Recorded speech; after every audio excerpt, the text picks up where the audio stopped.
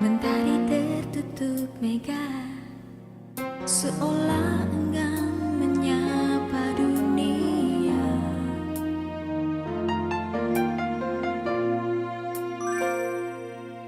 Perlahan mengikis sinar, melebur harap kasih kian lama hilang musnah.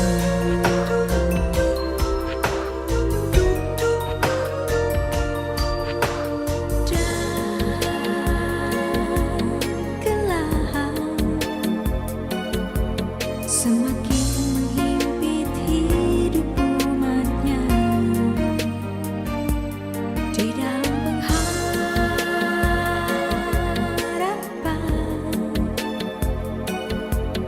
akan kedatangan anak manusia akan menghampiri, memenuhi janji bagi umatnya. Bagi orang yang percaya, melangkah pasti dalam kemuliaan.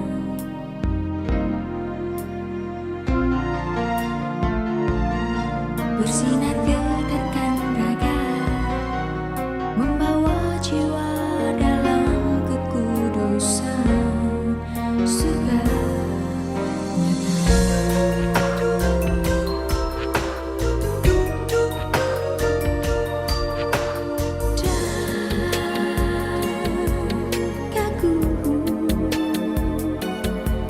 Serentak mata dunia mengaku, membuka setiap hati, melihat kemuliaan kuasa-Nya dengan kasih-Nya, mengangkat umat-Nya masuk ke dalam kerajaan Maha Mulia, penuh dengan kasih kedamaian,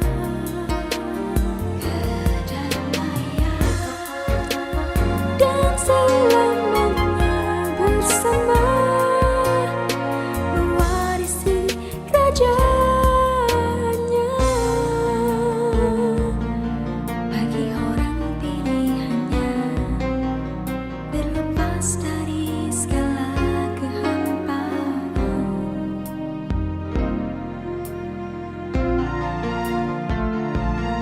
Bagi orang pilihannya, menerima selamanya kemuliaan surga nyata.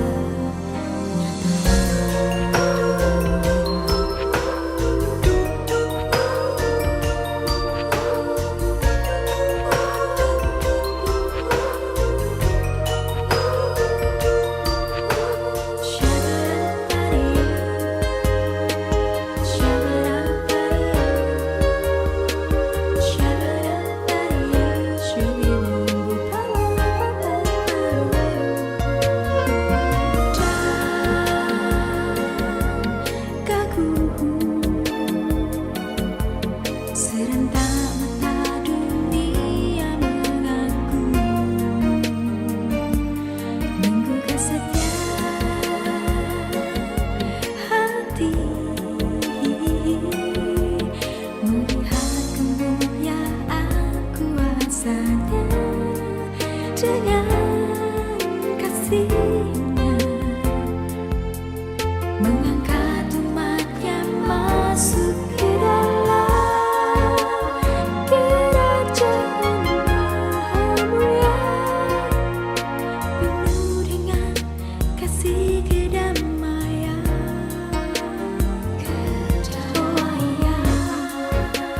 dan selamanya bersama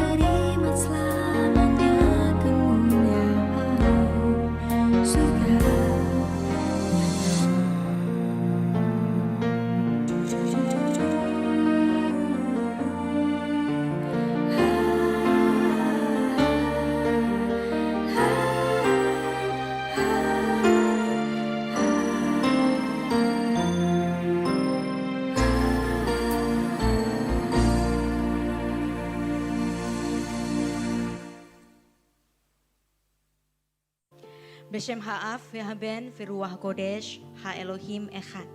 Di dalam nama Bapa dan Putra dan Roh Kudus Allah yang Esa. Amin. Silakan duduk. Shalom Bapak-bapak, Ibu-ibu. Terima kasih. Untuk sekali lagi bisa berdiri di sini. Tadi pagi saya sudah membahas mengenai rumah Bapa di langit baru dan bumi yang baru untuk sesi yang pertama. Ini untuk sesi yang kedua. Kita akan menggali lebih dalam lagi mengenai rumah Bapa. Rumah Bapa, kenapa ada konsep rumah Bapa? Apa kontradiksi antara rumah Bapa dengan rumah kita yang sekarang ini? Nah, beberapa hari ini atau bulan-bulan ini ada klaim viral tentang orang-orang yang mengatakan mendapatkan wahyu dari Tuhan bahwa ada rapture. Rapture tanggal 22 Rosh Hashanah. Ada yang mendapatkan TikToknya?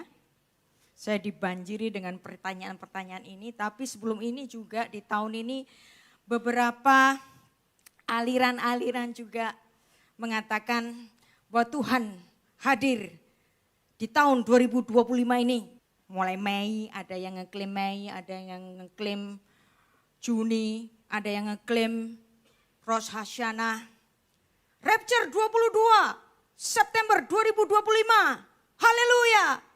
Saya bilang kenapa enggak sekarang? Kalau memang rapture sekarang dong. Kan Alkitab berkata Maranatha. Datanglah Tuhan sekarang. Dan mereka mengklaim bahwa rapture-nya Tuhan itu berkaitan dengan Rosh Hashanah. Kalau saya bilang begini mungkin Anda punya pikiran, wah Bu Rita enggak percaya rapture. Saya sangat percaya Tuhan Yesus akan hadir kembali di bumi yang kedua kali. Bahasa Yunaninya parousia. Kedatangan Tuhan Yesus yang kedua kali. Tetapi Anda tahu rekaan-rekaan mengenai rapture itu sudah terjadi berkali-kali dan selalu meleset.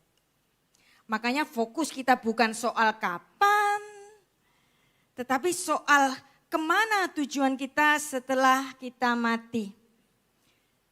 Kita baca Yohanes 14, pasal ini adalah pasal hafalan. Kalau kita dulu di sekolah minggu kita baca lagi supaya ingat. Pastor Darmanto, Pastor Yosep kalau undang saya itu punya resiko.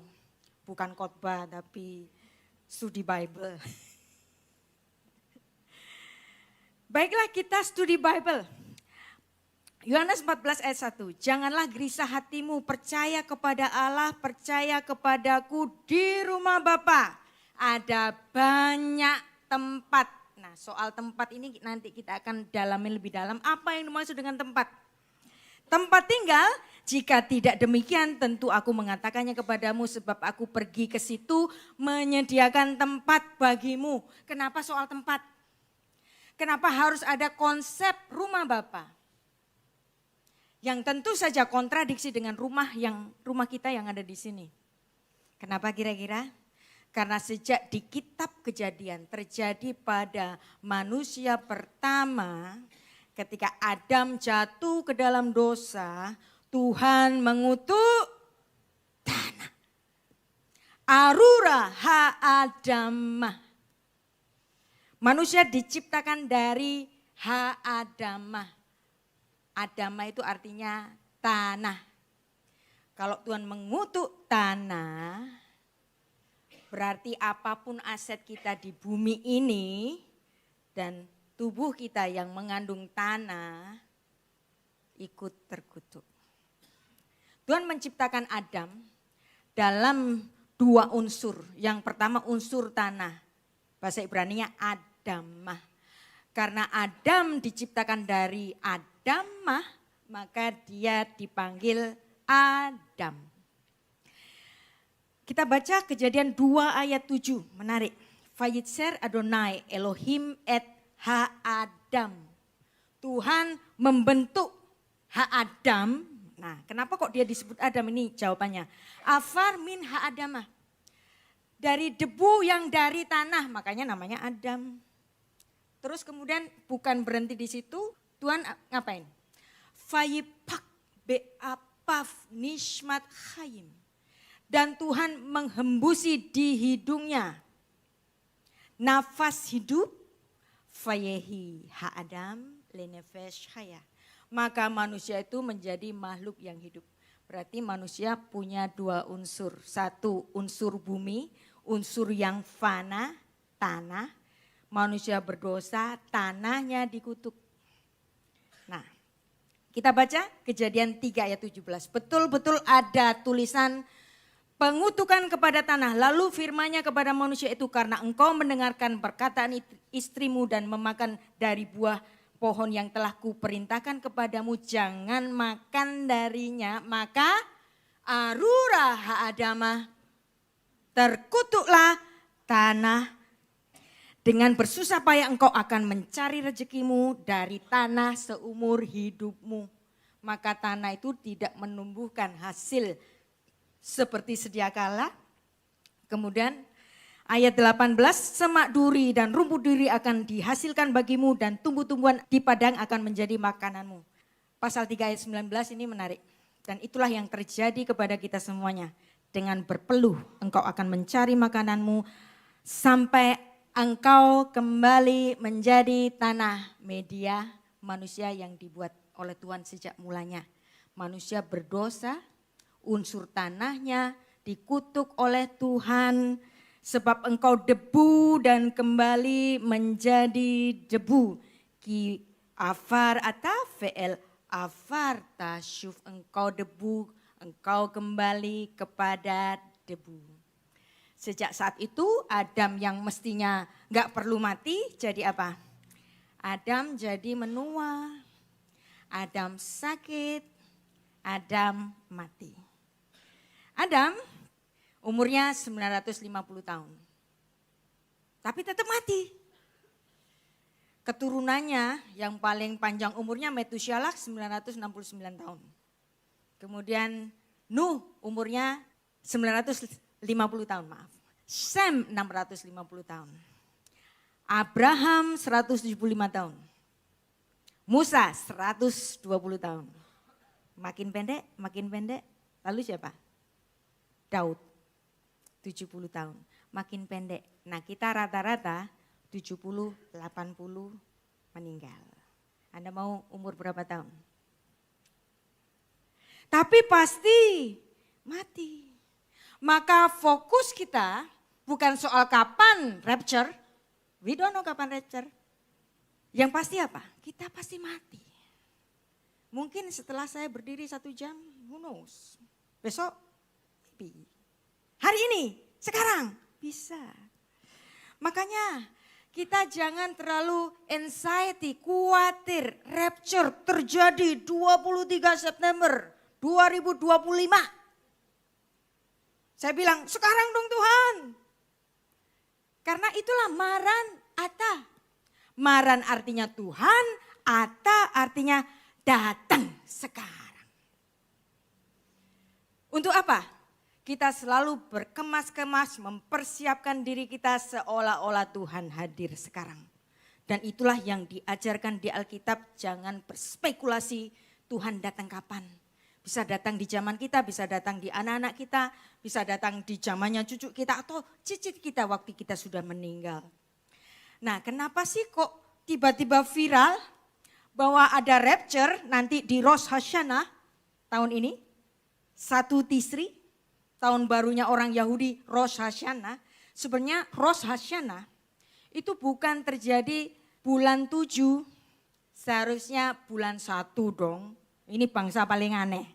Bangsa dimanapun kalau punya kalender, kalau tahun baruan ya bulan 1 tanggal 1 dong. Nah, ini orang Yahudi beda.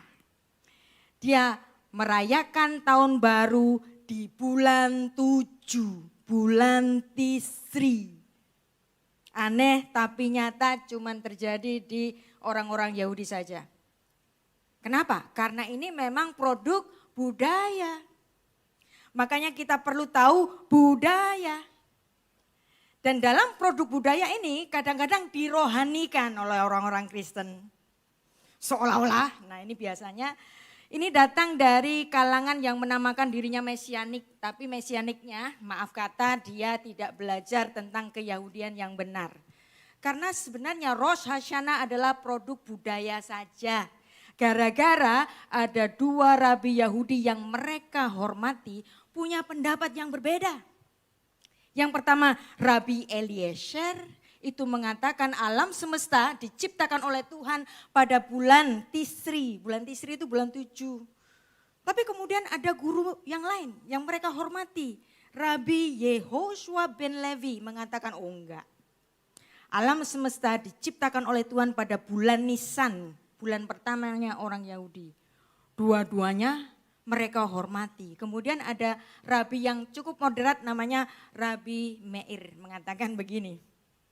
Oh ya Tuhan mikirnya bulan Tisri, bikinnya bulan Nisan. Jadi dua-duanya kita rayakan.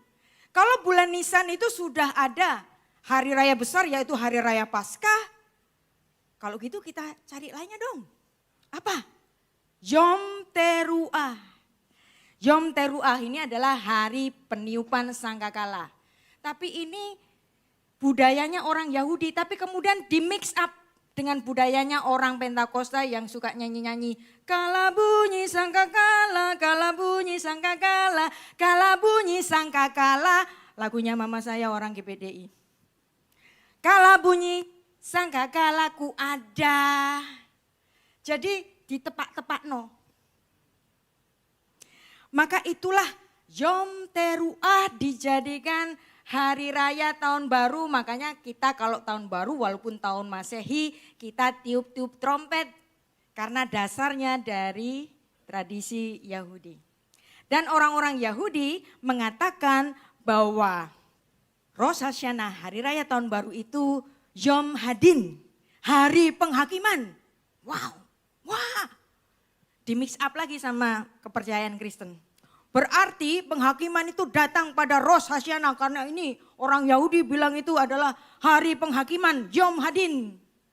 Padahal ini hari penghakiman bagi orang-orang Yahudi, mereka sedang ada di dua persimpangan. Kamu mau ditulis di kitab kehidupan, Sefer HaChaim atau kitab kematian, Sefer Hametim. Biasanya kita kan gak suci-suci amat atau bahkan gak jahat-jahat amat. Orang Yahudi bilang, kita kan ada di tengah-tengah.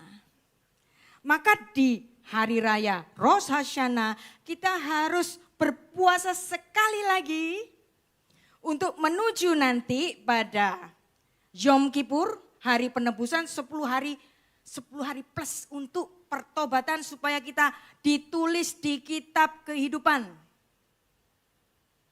Nah, jadi itulah yang dipercaya oleh orang-orang Yahudi tapi kemudian oleh orang-orang itu dikemas, dimix dengan kepercayaan Kristen.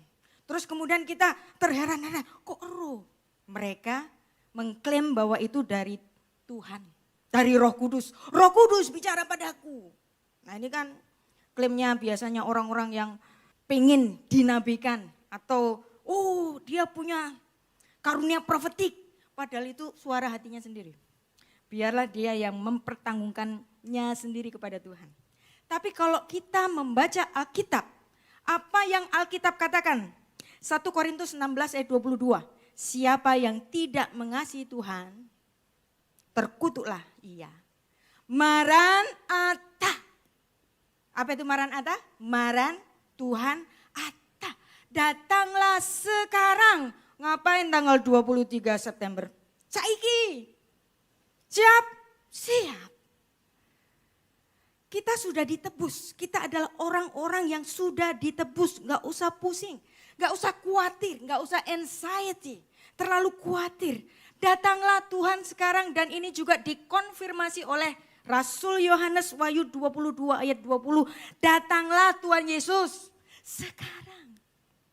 Mengenai rapture anxiety. Saya pernah dihubungi oleh satu keluarga yang kehilangan suaminya. Suaminya ikut sekte rapture yang katanya Tuhan Yesus datang bulan Mei. Gak datang Tuhan Yesusnya. Lalu kemudian dikoreksi jadi Juni. Exactly tanggal 9 Juni. Lalu si suami ini bilang sama keluarganya, jangan cari aku karena aku ditaruh di penampungan dan kita menunggu Tuhan Yesus datang. Lu nunggu Tuhan Yesus datang kok gak ngejak bojone. Kok budal dewe. Anaknya juga ditinggal. Sekte macam apa ini? Ya kan? Kalau memang itu kebenaran, bawa istrimu. Bawa anakmu. Lalu si suami ini bilang, jangan cari aku. Kami ada di penampungan ruang rahasia. Lalu beberapa hari atau beberapa minggu saya cek terus, papamu sudah pulang enggak? Kalau enggak pulang, lapor polisi. Karena kalau sudah jadi sekte, lawannya bukan kita lagi, tapi lawannya negara. Akhirnya apa? Saya bikinkan konten di YouTube saya.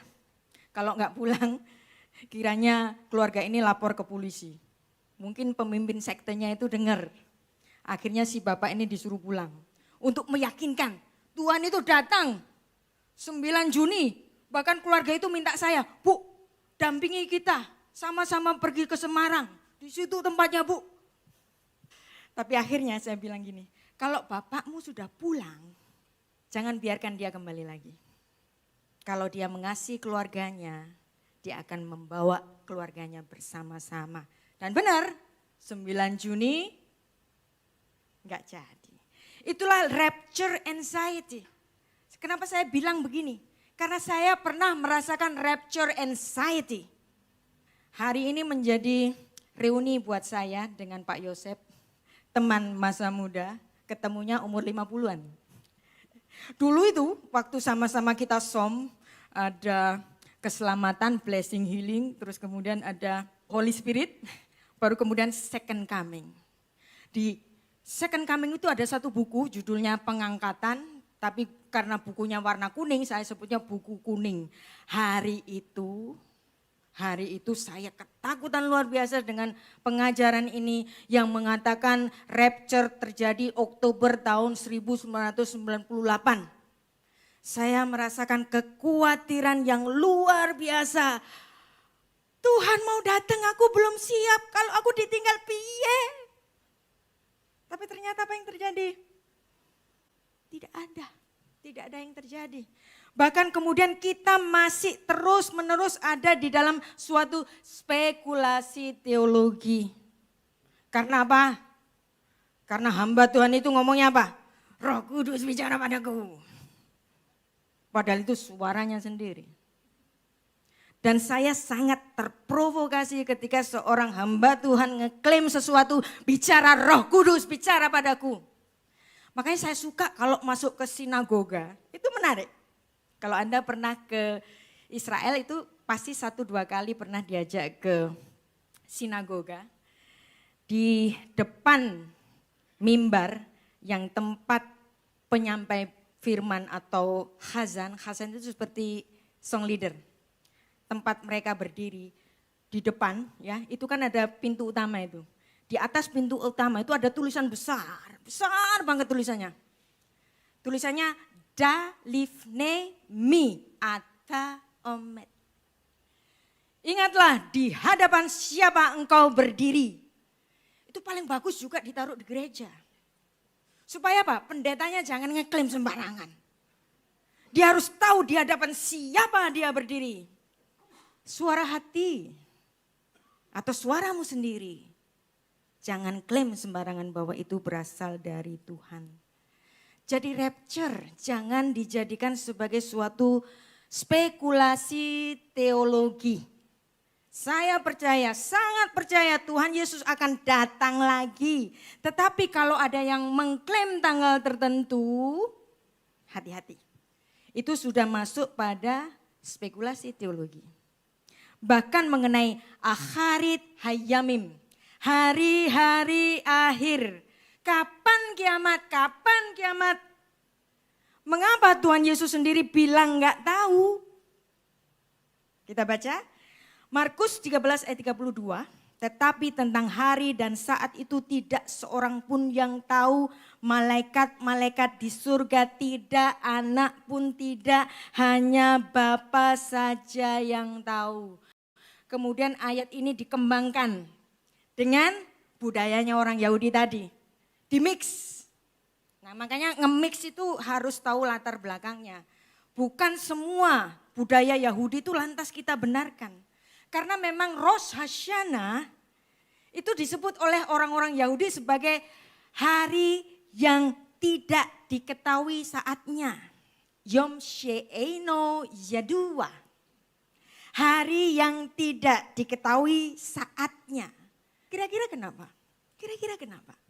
Makanya kalau Anda memandang ada budayanya orang Yahudi dengan budayanya orang Muslim, ini kadang-kadang ada yang mirip.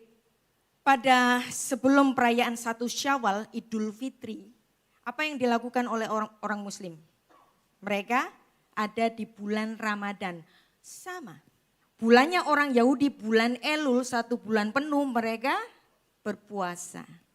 Untuk menuju Rosh Hashanah. Dan orang Muslim mereka berpuasa dalam bulan Ramadan 1 bulan penuh untuk menuju 1 Syawal. Sama. Idul Fitri itu kan 2 hari. Rosh Hashanah juga dirayakan 2 hari. Kok sama? Ya mirip. Kan ini agama Semitik. Agama Ibrahimik yang mirip-mirip. Ada banyak kemiripan. Dan kalau Rosh Hashanah ini disebut sebagai hari yang tidak diketahui tanggalnya. Kenapa kok tidak diketahui tanggalnya? Ini adalah sistem perhitungan yang kuno. Teman Muslim sebelum masuk 1 Syawal ada apa? Ada sidang apa? Anda tahu? Sidang Isbat. Lihat hilal. Hilalnya sudah keluar atau tidak? Sama. Orang-orang Yahudi menentukan 1 Tisri itu juga sama, lihat hilal. Siapa yang mengadakan sidang Sanhedrin? Loh sama. Lalu kemudian hal ini dijadikan simbol eskatologis bahwa kedatangannya itu enggak tahu tunggu hilalnya kapan. Nah, jadi mengenai Yom She'eino Yadua itu berhubungan dengan orang-orang lagi lihat hilal. Tapi orang Kristen dianggap hari dan tahunnya enggak tahu, itu seperti Tuhan Yesus bilang hari dan tanggalnya enggak tahu. Tetapi apakah betul-betul Yesus tidak tahu? Kenapa kok Tuhan Yesus bukan aku tidak tahu? Tadi bilangnya apa? Anak tidak tahu.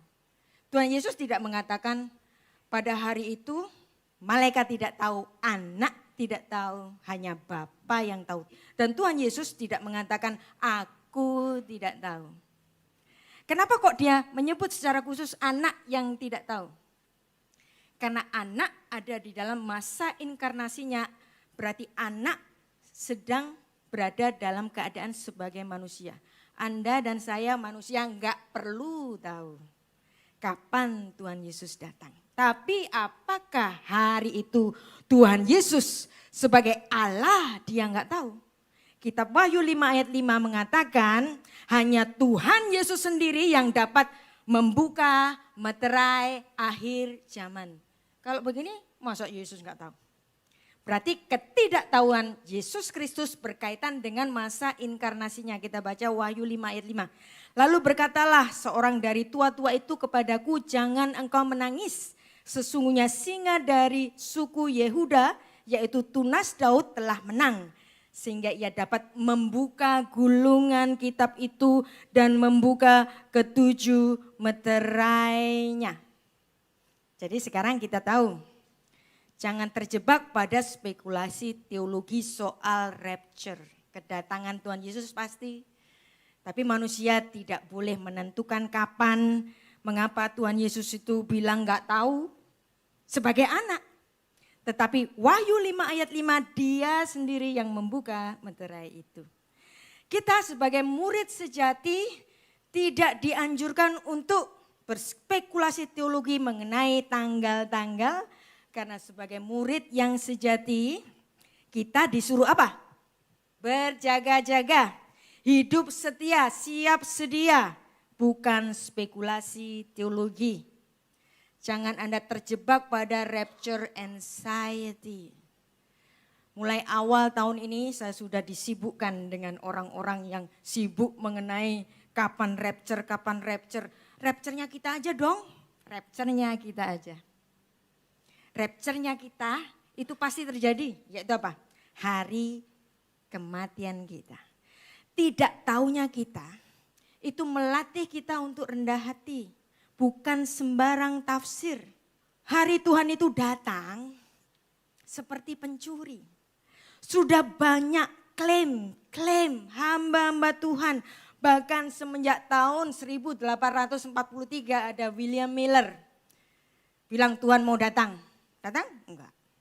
Kemudian ada Paul Yonggi Cho dalam tulisannya Akhir Zaman. Ada rapture tahun 1998. Jadi? Enggak jadi. Lalu kalau Anda seumur saya, tahun 2000 itu ada viral banget mengenai millennium bug Y2K. Hari itu pun saya ikut-ikutan enggak tidur. Nungguin Y2K, millennium bug. Tuhan Yesus mau datang. Ya ampun. Terus menerus. Kemudian ada Chu Thomas. Tahun 2007 katanya Tuhan Yesus datang. 2003 ada pendeta Mangapin Sibuat di Bandung. Nyuruh orang menjual seluruh hartanya nungguin Tuhan Yesus datang. Meleset juga. Jadi inilah ketika seseorang mengaku mendapatkan Roh Kudus bicara padaku dan menafsir seenaknya, terjadi kekecewaan iman, keraguan terhadap firman, bahkan kadang-kadang terjadi perpecahan jemaat. Yang dituntut itu apa sih? Kesetiaan, bukan spekulasi, dan ini melatih kerendahan hati kita. Ada satu lagu kuno. Tak ku tahu kan hari esok, namun langkahku tetap. Ku berjalan serta Yesus, maka hatiku tenang. Banyak hal yang tidak kita pahami dalam masa-masa mendatang, tapi terang Tuhan itu menjadi pegangan bagi kita karena Tuhan bersama kita. Sudah, aku enggak tahu. Untuk apa? Kita harus tahu. Tugas kita adalah apa? Berkemas-kemas, bersiap sedia, selesai dengan sempurna di bumi ini, menunggu kedatangan Tuhan Yesus yang kedua. Yang diminta oleh Tuhan Yesus itu apa sih?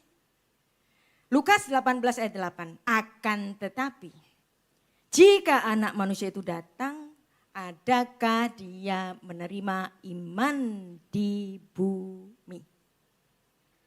Bicara mengenai rapture. Rapture itu kan bahasa Inggris. Dan Rasul Paulus menulisnya dalam bahasa Yunani, bahasa asli. Tapi Rasul Paulus orang Yahudi. Pikirannya adalah pikiran Yahudi walaupun dia nulis dalam bahasa Yunani. Sama kayak saya, orang Jawa nulis dalam bahasa Inggris, tulisannya Inggris Jawa. Demikian juga tulisan-tulisan Rasul Paulus ketika dia bicara harpaso bahasa Yunani, tapi pikirannya apa? Harpaso itu lakah. Lakah itu seperti ngambil suatu objek. Lakah. Dan kata lakah ini sudah ada dalam kitab Kejadian pasal 2 ayat 23 sampai 24 ketika Adam mengklaim perempuan itu kamu diambil dari dagingku. Maka kemudian dikatakan oleh Musa ketika suami istri itu bersatu maka mereka menjadi satu daging. Ketika Adam itu mengklaim istrinya, kata yang dipakai lakah. Kata pernikahan di kitab Kejadian itu enggak ada. Adanya lakah, dari kata lakah muncul kata nikah. Maka lembaga pernikahan dituliskan di dalam kitab Kejadian. Dan ketika ada lakah, ada pernikahan. Jadi kalau misalnya saya mengartikan rapture dalam arti harfiahnya lakah, nikah, maka itulah pernikahan anak domba. Maka orang-orang Kristen yang meninggal, tradisi kita itu apa? Mereka didandani dengan pakaian pengantin. Karena apa? Dia menjadi mempelai bagi Kristus untuk masuk kepada pernikahan anak domba. Itulah rapture kita. Boleh nggak diartikan secara harfiah? Anda pengen tahu kapan Tuhan itu datang? Dapatkah Anda mengukur waktunya Tuhan? Ilustrasi ini sering saya pakai. Bayangkan saya Tuhan, namanya juga ilustrasi kan. Ya. Saya Tuhan, Anda semua ini malaikat-malaikat di surga. Terus ruangan ini, surga tempat Allah bertata. Lalu Tuhan mau bikin alam semesta, di mana ada planet, bulan, bintang, bumi. Kemudian kita ada di sini. Ada di genggaman tangan Tuhan. Kita kecil, mikron debu saja di sini. Lantas kita yang sepersekian mikron debu saja ini mau mengukur waktunya Tuhan, bisa nggak? Nggak bisa. Maka bagaimana Anda mengerti tentang waktunya Tuhan?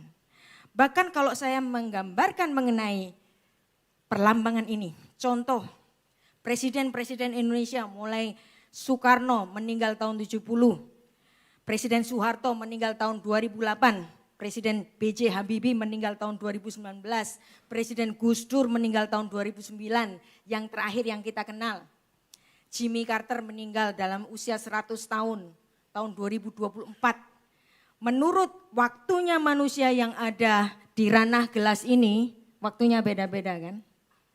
Tapi coba bayangkan, menurut waktunya Tuhan yang di luar waktu ini, kematian yang berbeda-beda tahunnya ini, di mata Tuhan ada di titik yang sama. Bisa enggak? Bisa. Maka Anda enggak usah menimbang-nimbang, mengukur-ukur waktunya Tuhan. Waktu kita itu linear, tapi waktu Tuhan itu sirkular. Kita enggak bisa bayangkan waktunya Tuhan.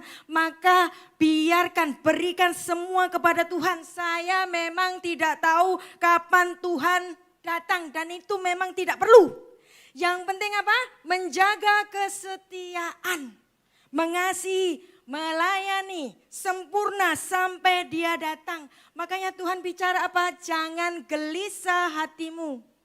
Banyak sekali reka-rekaan mengenai rapture mengakibatkan penyakit kejiwaan anxiety. Saya pernah di taraf itu. Untung jalannya benar. Kalau nggak benar. Dan ini menarik. Di rumah Bapa banyak tempat tinggal. Dan satu lagi, ini langsung ayat ke-13. Dan apa yang kamu minta dalam namaku ketika sepeninggalanku untuk menyiapkan tempat bagimu, aku akan melakukannya supaya Bapa dipermuliakan di dalam anak, supaya kamu meminta sesuatu di dalam namaku, aku akan melakukannya. Makanya kalau kita berdoa selalu di dalam nama Yesus. Tapi ada yang menarik. Apa yang dimaksud dengan tempat? Kenapa Tuhan harus memberikan konsep rumah Bapa? Tadi kita sudah belajar bahwa apapun yang ada di bumi, tanah ini sudah dikutuk. Maka Tuhan mempersiapkan tempat kelimpahan tanpa kutuk. Di mana? Di rumah Bapa. Sebagai suatu paradoks apa yang terjadi di bumi ini ketika Adam sejak jatuh di dalam dosa, tanah itu dikutuk. Dan di Yohanes 14 ayat 2, di rumah Bapakku banyak sekali tempat tinggal. Bahasa Indonesia tempat tinggal. Bahasa Inggris bilangnya mansion, place, istana. Tapi kalau Anda membaca dalam bahasa asli Yunani, ini menarik. Anda tahu apa yang disebut dengan rumah Bapa itu disebut tempat monai. Monai itu berasal dari kata moni. Bahasa Yunani untuk tempat kediaman itu disebut diamoni. Tapi ayat ini enggak nulis diamoni, tapi nulis moni saja. Dia itu melewati, moni itu berdiri. Setelah berdiri kita ngapain? Duduk leyeh-leyeh. Ya itu tinggal di rumah. Tapi di sini enggak dipakai diamoni, dipakai kata moni saja. Berarti tinggal apanya? Berdiri. Wow. Wow. Apa yang dimaksud dengan berdiri? Berarti sorga itu tempat berdiri. Bapak-bapak, ibu-ibu. Bukan duduk leye-leye bapak-bapak, ibu-ibu. Loh kok gini? Nah, sebelum saya menjawab itu, kita akan membaca bagian yang lain dalam Yohanes 15 ya. Lanjutannya Yohanes 14. Jadi ini Tuhan Yesus itu sebenarnya bicaranya itu runut. Sejak pasal 14 masuk ke pasal 15 menjelaskan hal itu. Tuhan Yesus menyuruh murid-muridnya untuk tinggallah dalamku. Yohanes 15 ayat 4, tinggallah dalam aku dan aku di dalam kamu, sama seperti ranting tidak dapat berbuah dari dirinya sendiri kalau ia tidak tinggal pada pokok anggur. Demikian juga kamu tidak berbuah jika kamu tidak tinggal di dalam aku. Ada 3 kali kata tinggal. Wow, 3 kali kata tinggal. Kemudian ayat 5, akulah pokok anggur yang benar, kamulah ranting-rantingnya, barang siapa tinggal. Setiap kali ada tinggal Anda garis bawahi. Di dalam aku dan aku di dalam dia, ia berbuah banyak sebab di luar aku kamu tidak dapat berbuah apa-apa. Ayat 6 masih ada kata barang siapa tinggal. Tinggalnya banyak. Ayat 7 lagi. Jikalau kamu tinggal di dalam aku dan firmanku tinggal di dalam kamu. Perhatikan. Kalau kamu tinggal di dalam aku dan firmanku tinggal di dalam kamu, mintalah apa saja yang kau kehendaki dan kamu akan menerimanya. Haleluya. Ayat ini jadi ayat emas. Tanpa Anda tahu konteksnya. Jaluk opo ae kak popo. Kalau hari ini mobilnya 2, minta 3, diimani jadi 5. Minta apa saja kok boleh kok. Asal tinggal. Apa yang dimaksud dengan tinggal di sini? Jadi itulah konteks Yohanes pasal 14, Yohanes pasal 15 ketika Tuhan bicara tinggal, itu namanya tinggal berdiri. Bahasa Yunani pakai kata moni, moni itu artinya berdiri. Jadi dalam bahasa Ibrani, ini menarik. Makanya kalau kita belajar bahasa Yunani itu harus tahu filsafat Ibraninya. Karena penulisnya ini adalah orang Ibrani. Orang Ibrani bicara mengenai tinggal, dwell, itu pakai 2 kata. Yang satu pakai yashav, duduk. Dari kata duduk muncul penduduk. Berarti yang duduk di situ, menduduki di situ. Tapi ada satu kata yang menarik. Bahwa kata tinggal itu juga pakai kata amat. Amat itu berdiri. Dan Tuhan Yesus pakai kata berdiri untuk murid-muridnya. Siapa sih yang tinggal di sebuah rumah tapi enggak duduk, tapi berdiri? Siapa dia? Satpam. Tentara. Berdiri. Berdiri apa maksud dari berdiri? Yohanes 15 ayat 4. Tinggallah. Maka kalau Anda ketemu kata tinggal ketika Tuhan Yesus yang berbicara, Anda harus mengartikannya berdirilah siap di dalam aku dan aku di dalam kamu, seperti ranting yang tidak dapat berbuah dari dirinya sendiri kalau dia tidak siap berdiri seperti tentara. Pada pokok anggur demikianlah kamu tidak akan berbuah jikalau kamu tidak siap berdiri tinggal di dalam aku. Jadi apa maksudnya di sini? Kalau kamu diam, berdiri, bersiap di dalam pelayanan, minta apa saja, aku akan memberikan. Jadi pemberian Tuhan ini konteksnya apa? Bukan nambah tabungan, bukan nambah mobil, bukan nambah aset, no. Ketika dalam konteks pelayanan, mengabarkan Injil, engkau berdiri siap apapun yang engkau minta di dalam namaku, aku akan melakukannya. Jadi ayat ini gak bisa sembarangan dipakai sebagai ayat emas, enggak.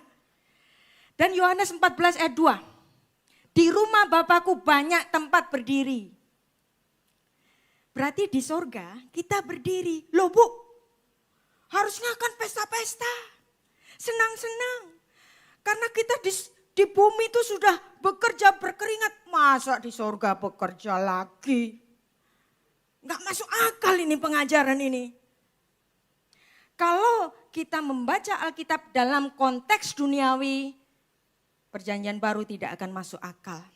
Tapi di sorga adalah tempat kita bekerja. Tuhan Yesus mengatakan kepada kita, Bapakku bekerja sampai sekarang, maka aku pun bekerja juga. Loh, enakan agama lain dong. Kita disuruh kerja, berdiri. Apa yang dimaksud konsep berdiri di sini? Ini adalah konsep ketika Taman Eden belum dikutuk. Ketika Adam diciptakan oleh Tuhan, sebagai makhluk yang diciptakan dalam gambar dan rupanya sendiri. Apakah Adam diciptakan untuk leyeh-leyeh di Taman Eden? Tidak. Harus ada Alkitabiahnya dong. Di mana ayatnya? Kejadian 2 ayat 15. Dan Tuhan Allah mengambil manusia itu untuk menempatkannya di dalam Taman Eden untuk mengusahakan. Mengusahakan ini artinya avoda. Dari kata avoda muncul kata ibadah. Jadi ibadah itu juga bekerja. Bekerja itu ibadah. Dan memelihara taman itu. Vayikah Adonai Elohim et ha-Adam vaya nikehu vegan iden leavda ule samrah. Untuk beribadah, untuk mengusahakannya, untuk memperkerjakannya. Tapi apakah yang dilakukan oleh Adam saat itu? Adam tidak berpeluh. Adam tidak mengalami kelelahan. Adam baru berpeluh dan lelah ketika Tuhan sudah mengutuk tanah Arura ha-Adamah. Kejadian 3 ayat 17. Dan inilah konsep sorgawi nanti kita ditempatkan sebagai Adam. Ketika dia belum jatuh ke dalam dosa, demikian pun rumah Bapa adalah suatu keadaan di mana Taman Eden itu belum dikutuk tanahnya. Dan kalau Anda belajar mengenai filsafat Ibrani, ada 3 macam filsafat Ibrani. Filsafat Ibrani itu juga memandang arti lambang-lambang huruf. Ada gematria, ada notarikon, ada temurah. Ilmu gematria itu adalah ilmu angka Ibrani. Kenapa Tuhan Yesus kok menyebut dianya akulah pokok anggur. Kata anggur, pohon anggur itu geven bahasa Ibraninya. Nilai gematrianya itu 133. Karena Gimel nilainya 3, Ve nilainya 80, Nun nilainya 50, totalnya 133. Dan ini berhubungan dengan kata sprout out. Nefek. Artinya jika kita menempel di dalam Yesus Kristus, kita selalu sprout out, berbuah banyak. Dan inilah tugas kita sampai nanti kita dipanggil pulang. Pulangnya kapan? Berapapun umur kita adalah dalam hitungan setarikan nafas saja. Orang yang umurnya panjang 120 tahun pun ketika dia menarik nafasnya yang terakhir, hidupnya sangat-sangat singkat. Makanya dalam kitab terakhirnya sebelum meninggal, Raja Salomo mengatakan Havel Havelim, Amar Kohelet, Havel Havelim, Hakol Havel. Sungguh singkat bagaikan setarikan nafas, kata pengkhotbah. Sungguh singkat hidup ini, Habel. Semua orang berumur singkat seperti setarikan nafas. Ada kata Habel 5 kali dalam pengkhotbah 1 ayat 2 dan di dalam bahasa Indonesia diterjemahkan dengan sia-sia. Makanya kita nggak ngerti ayat ini. Ini ayat apa ya? Raja Salomo adalah raja yang paling kaya, paling berkuasa, paling pintar. Hikmatnya seperti pasir di laut. Gak ada orang lebih pintar dari Salomo. Terus kemudian di kitab pengkhotbah 1 ayat 2 diterjemahkan dengan sia-sia. Apakah Salomo ini menyesali kehidupannya? Apakah dia sedang frustasi? Masa frustasi? Bukankah ini kitab terakhirnya? Perhatikan. Seorang bijak, kata-katanya yang paling termulia atau yang paling berharga adalah kata-kata terakhirnya sebelum mati. Inilah kata-kata Salomo sebelum mati. Kitab pengkhotbah dia mengatakan Havel, Havelim. Aku ini Havel, seperti anaknya Adam yang dibunuh oleh Kain. Apa itu Kain artinya? Kain itu kepemilikan. Perhatikan, Salomo memiliki kepemilikan apapun. Kaya, kuasa, apapun, segalanya dia mendapatkan apapun secara berlimpah-limpah. Istrinya 1000. Terus istrinya 1000 terus mau mati bilang sia-sia. Pikiran saya aneh-aneh. Apakah karena dia sudah tua, sudah mati pucuk, sehingga sia-sialah istri 1000 itu. Itu karena lost in translation. Maka sebagai umat Tuhan, tadi pagi kita sudah belajar mengenai siapakah kita. Kita itu selalu digambarkan sebagai apa? Mempelai perempuan Kristus. Dan Tuhan sebagai suami kita, Baalnya kita. Jadi kata Baal, dewa Baal, Baal itu suami. Dan suami kita adalah Tuhan, Yesaya 54 ayat 5. Hosea 2 ayat 18 pun mengatakan bahwa Tuhan memperistri umatnya, ve'erastikli, leolam ve'erastikli, besedek uve mispat uve chesed uve rachamin. Aku akan menjadikan engkau istriku, kata Tuhan.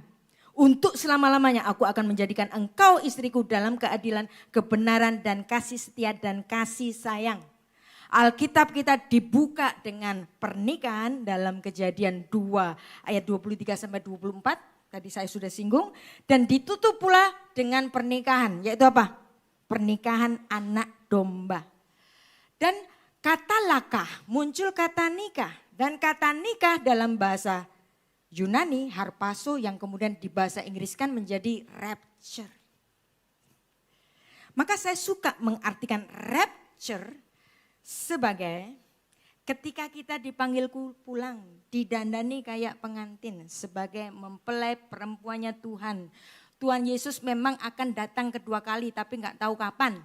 Tapi yang pasti kita masing-masing ketika kita mati, kita masuk di dalam LB3, langit baru dan bumi yang baru.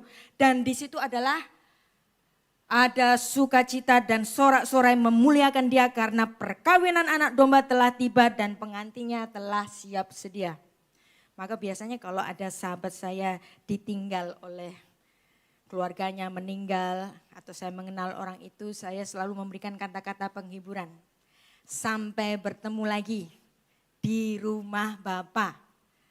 Kita nggak tahu kapan dari kita ini matinya kapan kan, tapi yang pasti kita pasti reuni lagi. Di rumah Bapa, di langit baru dan bumi yang baru. Itulah konsep bahwa manusia sebagai umat Allah ditempatkan sebagai mempelai perempuannya Allah. Dan ketika rapture itu datang, entah Tuhan yang datang, entah kita yang datang ke rumah Bapa, itulah momen rapture kita sendiri-sendiri. Jadi memang ada ayat yang dijadikan dasar untuk doktrin rapture. Tapi kan zamannya nggak tahu, waktunya nggak tahu. Kalau orang Yahudi mengatakan bahwa Rosh Hashanah itu tidak diketahui saatnya kapan, ya memang karena harus ada sidang isbat. Mau lihat hilal. Dan itu konsep kuno, kalau hari ini kan enggak. Ada banyak alat-alat untuk astronomi lebih canggih yang tidak harus diartikan demikian. Nah, hal-hal semacam ini adalah budaya Yahudi yang kemudian di mix up ke kekristenan dan membuat kita apa? Anxiety, kekhawatiran. Pengajaran kalau menimbulkan kekhawatiran, Anda harus alert. Pengajaran tentang kerajaan surga harus menghibur bahwa kita adalah orang-orang yang sudah diperkenankan Allah, sudah dipertunangkan, maka kita harus hidup sesuai kehendak Tuhan. Jangan mendukakan hati Roh Kudus. Keluaran 34 ayat 14 kita baca. Sebab janganlah engkau duduk menyembah Allah lain. Karena Tuhan yang namanya cemburuan, namanya Elkana, Allah pencemburu. Kalau biasanya dalam debat antar agama, kita suka dikata-katain. Mana di Alkitab yang menuliskan bahwa Yesus Kristus adalah Allah dan sembahlah aku? Ya memang gak ada. Dan gak penting bagi Tuhan Yesus untuk menyebut dirinya adalah Allah. Karena walaupun kita punya Allah, orang-orang Israel punya Allah, Elohim, tapi mereka juga punya Elohim yang lain. Mereka punya ilah-ilah yang lain. Bahkan Salomo pernah terjebak di dalam dosa yang paling dalam, dia bahkan sampai menyembah ilah lain, Molok. Jadi orang Israel punya Elohim tapi punya Elohim yang lain. Kita gimana? Ngakunya sih menyembah Allah. Tapi sebenarnya kita pun punya ilah-ilah yang lain. Aset jadi ilah. Jabatan jadi ilah. Komunitas jadi ilah. Cucu jadi ilah. Apapun bisa jadi ilah yang membuat kita terdistracted dari Tuhan. Makanya Tuhan gak pernah deklarasi jadi Allah. Orang Israel punya Allah tapi punya ilah-ilah yang lain. Kita punya Allah tapi gadget bisa jadi ilah kita. Makanya di Alkitab Tuhan hanya mengatakan secara deklarasi lordship-nya sebelum dia naik ke surga. Dia mengatakan kepadaku telah diberikan kuasa di sorga dan di bumi. Anda tahu kalau ada kuasa di sorga dan di bumi ini deklarasi apa ini? Lordship. Lordship. Anda bisa punya banyak ilah walaupun ngakunya punya Allah yang satu. Tapi Anda nggak bisa punya dua Lord. Anda hanya bisa punya satu Tuhan. Maka yang dideklarasikan oleh Yesus adalah apa? Aku ini Tuhan. Bukan aku ini Elohim. Nggak penting. Karena ketika kita percaya kepada Yesus, kita harus menempatkannya sebagai Tuhan di atas segala Tuhan. Ada banyak gereja-gereja hari ini pun katanya menyembah Yesus tapi bukan adorasi kepada Tuhan Yesus, adorasi kepada pastornya yang sudah sebagai selebriti misalnya. Saya dengar ada sebuah gereja yang pastornya happening banget, habis puji-pujian barulah pastornya masuk. Pastornya masuk diiringi dengan standing applause 30 menit.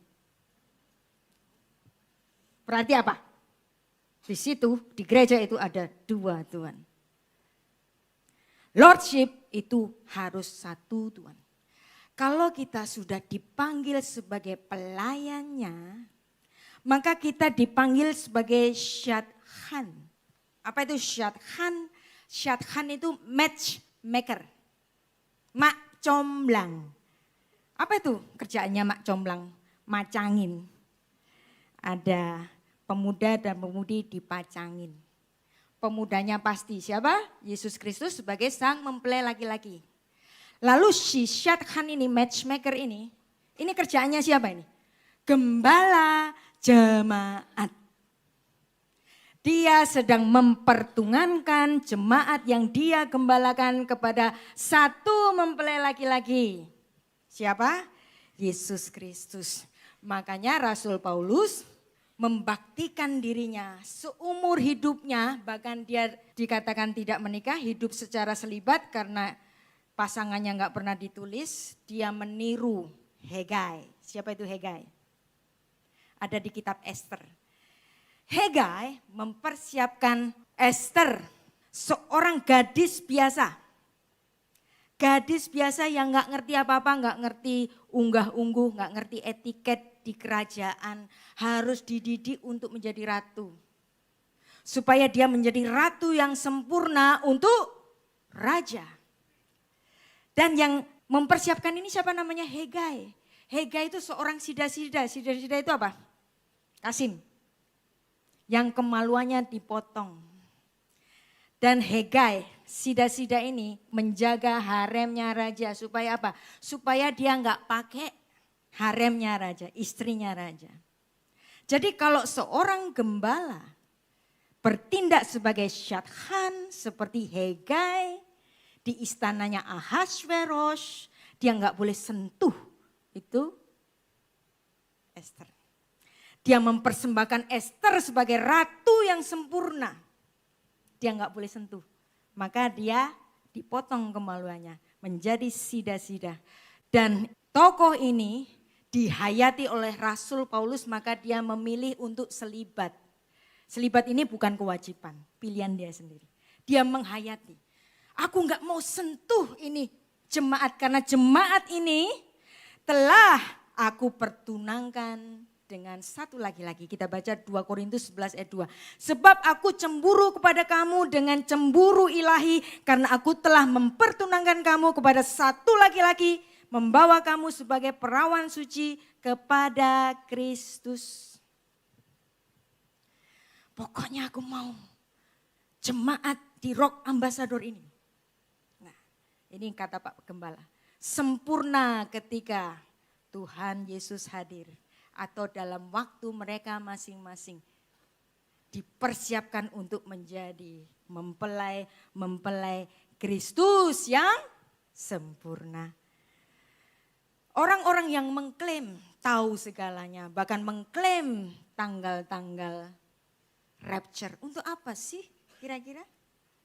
Saya tidak mau terlalu ngejudgment ya. Mungkin enggak sih? Kalau dia mau aktualisasi diri, kalau aku ini bisa melakukan suatu karunia profetik. Mungkin enggak? Mungkin banget. Maka ketika kita menempatkan aku memang tidak tahu Tuhan kapan Engkau datang. Dan aku memang tidak perlu tahu. Yang penting apa? Menjaga kesetiaan, mengasihi Tuhan sempurna sampai akhir, sampai ke langit baru dan bumi yang baru. Jangan ada di spekulasi teologi. Rapture tanggal 22 September. Ngapain nunggu besok? Maranatha. Datanglah Tuhan sekarang. Apa maksud dari datanglah Tuhan sekarang? Kita berkemas-kemas seolah-olah Tuhan datang sekarang. Kita didapati sempurna.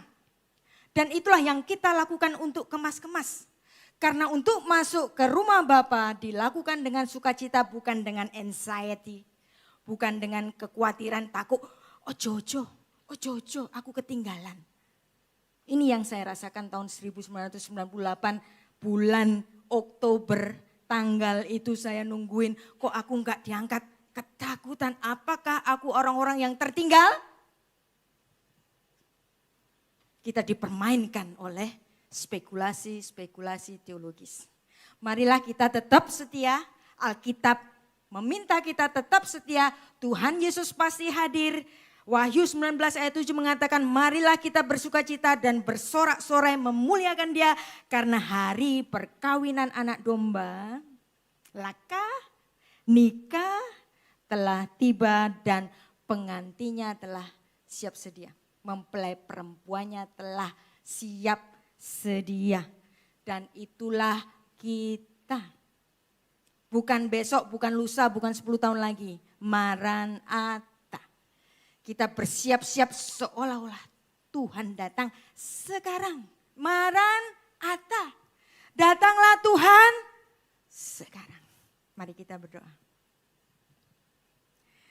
Bapak terima kasih untuk kesempatan sekali lagi mengerti tentang hari kedatangan-Mu. Kami percaya Tuhan, kami adalah orang-orang yang sudah Engkau perhitungkan. Orang-orang yang masuk di dalam jumlah orang yang sudah disempurnakan, sudah ditebus. Dan kami adalah para mempelai-Mu. Terima kasih untuk pengertian ini. Ajari kami untuk setia, selalu bersiap sedia ketika kedatangan-Mu tiba. Ataupun ketika kami Engkau panggil untuk masuk ke langit baru dan bumi yang baru. Beshem ha'af, vehaben, firuah hakodesh, ha-Elohim echad. Di dalam nama Bapa dan Putra dan Roh Kudus Allah yang Esa. Amin.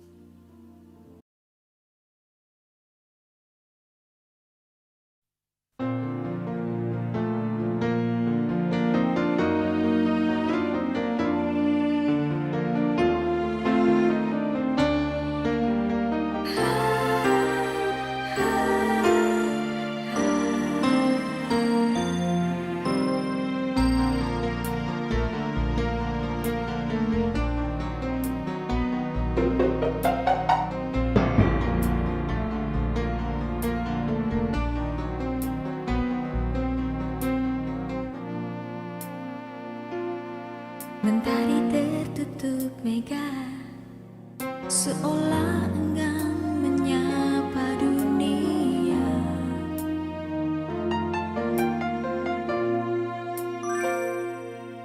Perlahan mengikis sinar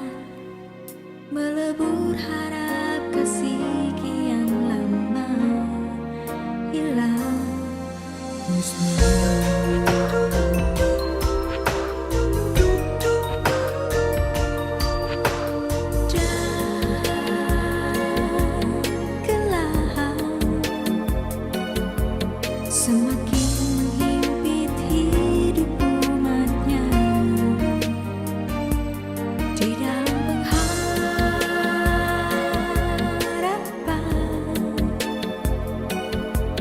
akan kedatangan Anak Manusia akan menghampiri, memenuhi janji bagi umatnya, bagi orang yang percaya melangkah pasti dalam kemuliaan.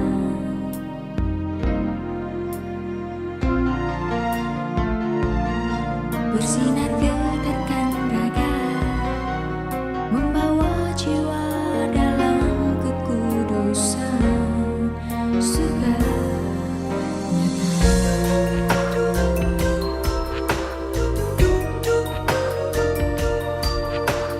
Dan kagum serentak mata dunia mengaku, membuka setiap hati,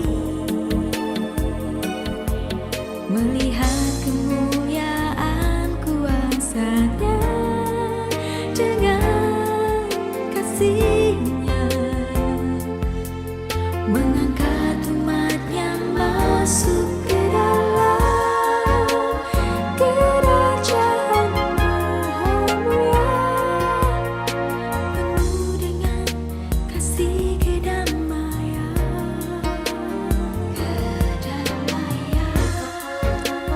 dan selamanya bersama mewarisi kerajaannya, bagi orang pilihannya terlepas dari segala kehampaan.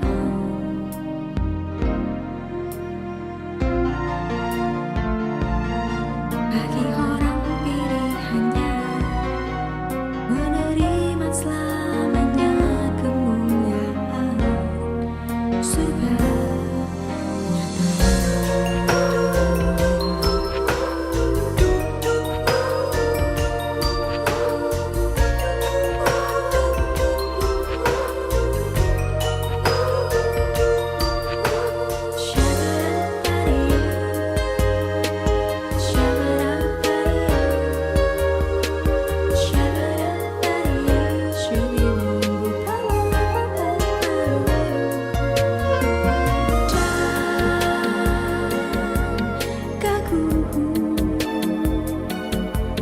Serentak mata dunia mengaku, menggugah setiap hati, melihat kemuliaan kuasa-Nya dengan kasih-Nya,